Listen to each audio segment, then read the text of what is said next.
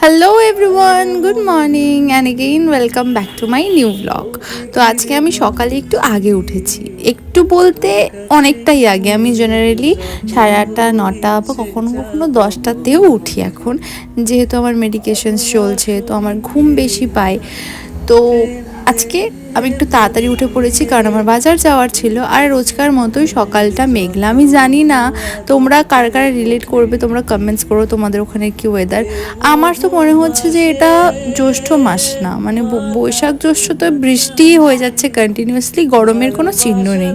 তাই মা বলছে যে আম জাম কী করে পাকবে এরকম হলে। যাই হোক, তারপরে মা এখানে বাসন মাজছিল।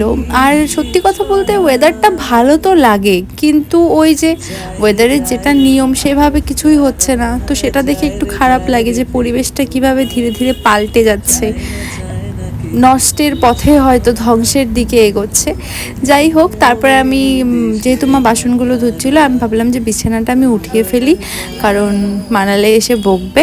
তো বিছানাটা উঠিয়ে আমি কাঁথা বাতা যা ছিল গুছিয়ে নিলাম। আর তারপরে আমার ব্রেকফাস্ট বলতে ওই একটা জিনিস, সেটা তোমরা দেখবে, একটা জল খাই আমি, সেটা খেয়ে আমি বাজার যাবো। তো এখানে আমি আমার পান্ডুকে একটু আদর করে নিচ্ছি।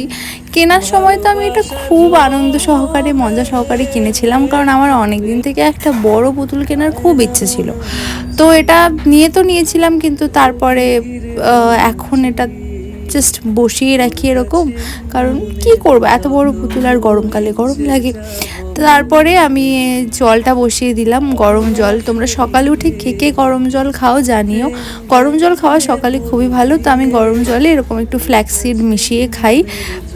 আবার কখনো কখনো যদি ভুলে যাই তাহলে গরম জলটা আগে খেয়ে নিই, দেন আমি ঠান্ডা জলে একটু পরে ফ্ল্যাক্সিডটা গুলিয়ে খাই।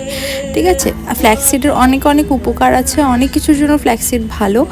তো তোমরা সেটা সার্চ করে নিতে পারো নিজেরাও, না হলে পরে কোনো একটা ভিডিওতে ভালো মতো এক্সপ্লেন করে দেবো। ঠিক আছে, তো আমি এভাবে বসে খাই, এটাকে মলাসন বলে। এই পশ্চারে বসে খেলে মানে অনেকটা বেনিফিট হয়, অনেকটা উপকার হয়। তো এই জন্য আমি এভাবে খাই, আর একটুক্ষণ মুখে রেখে তারপরে খেতে হয়, যাতে লাড়াটার সাথে কাজ করে। তো যাই হোক, তারপর আমি রেডি হয়ে বেরিয়ে পড়লাম বাজারের উদ্দেশ্যে।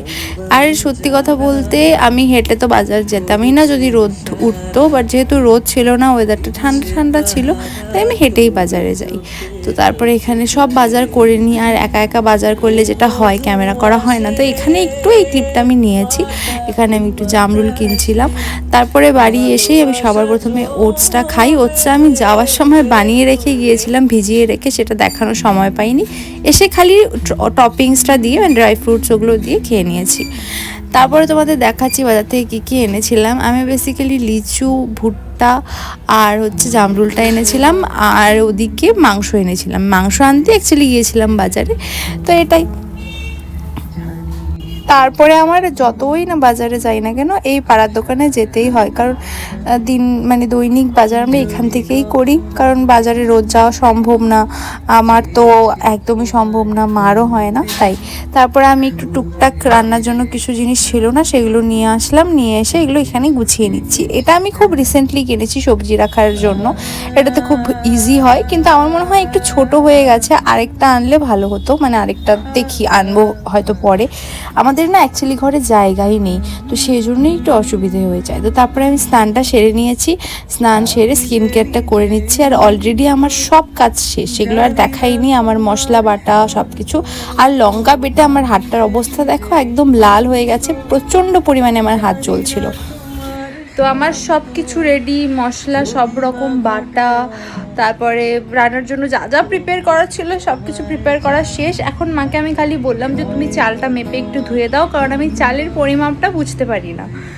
আর মাও চলে এসছে, একটু আগেই আসলো, আমি স্নানে গেছিলাম তখনই মা এসেছে। তো এখন রান্না করব। আর এই ধনেপাতা একটু আগেই এনেছি দোকান থেকে, দেখো কি অবস্থায়, এই একটুক্ষণে শুকিয়ে যায়, পড়েও গেল।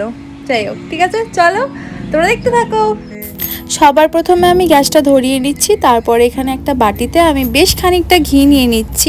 তোমরা পুরো ভিডিওটা দেখতে থাকো, তাহলেই বুঝে যাবে যে আমি কি বানাচ্ছি। তারপরে আমি একটা সাঁড়াশি দিয়ে বাটিটাকে ধরে গ্যাসের ওপরে ধোয়া ওঠা পর্যন্ত গরম করে নেব ঘিটা। তারপরে একটু ঠান্ডা হলে, ধোয়া ওঠা বন্ধ হলে, আমি সেটার মধ্যে 1 টিস্পুন হলুদ দিয়ে দিয়েছি। আর তারপরে ভালো করে মিশিয়ে সেটা এই গোবিন্দভোগ চালের মধ্যে ছড়িয়ে ভালো করে মিশিয়ে নিয়েছি। আর বাটিতে একটু ছিল, সেটাও নষ্ট করা যাবে না, তো সেটাও এক্সট্রা মিশিয়ে নিয়েছি। তারপরে আমি দিয়ে দিয়েছি এখানে আদা বাটা আর হচ্ছে গরম মশলার গুঁড়ো, সেটা দিয়ে আমি খুব ভালো করে মেখে নিয়েছি।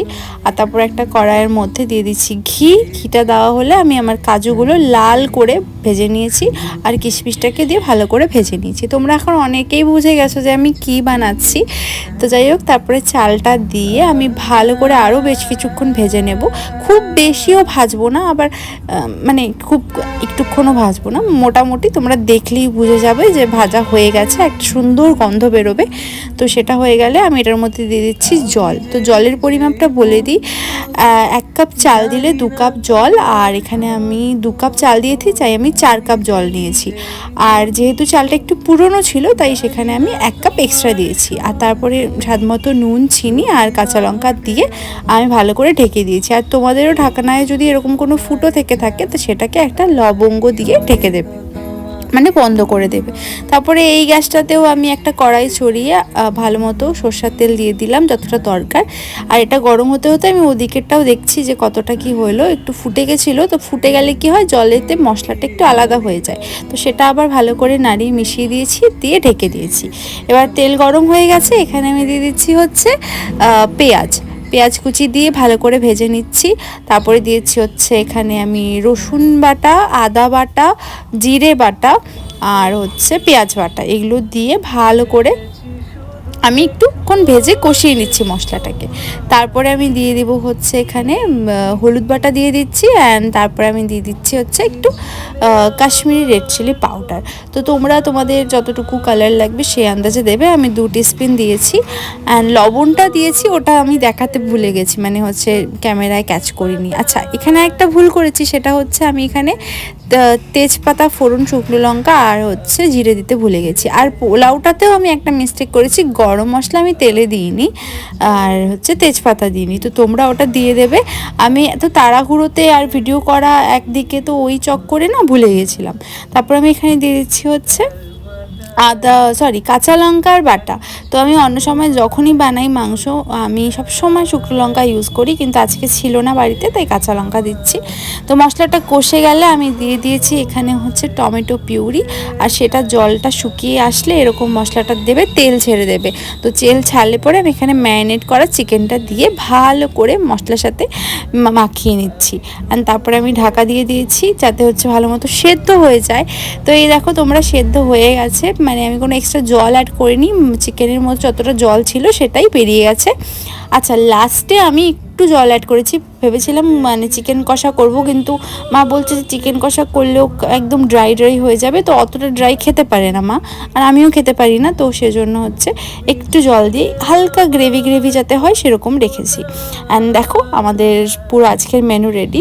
সিম্পল বাসন্তী পোলাও, চিকেন কষা, স্যালাড আর দই মিষ্টি, বেস্ট। আমি ফার্স্টে ভেবেছিলাম যে আমের চাটনি বানাবো, বাট পরে আর সময়ে কুলিয়ে উঠতে পারিনি, তো আমি ভাবলাম যে না, এই প্ল্যানটা ক্যান্সেল করা যাক।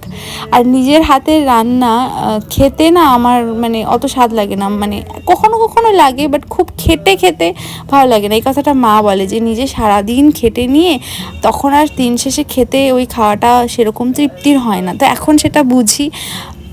তো চলো আজকের জন্য এটুকুই, আবার দেখা হবে নেক্সট ভিডিওতে, বাই।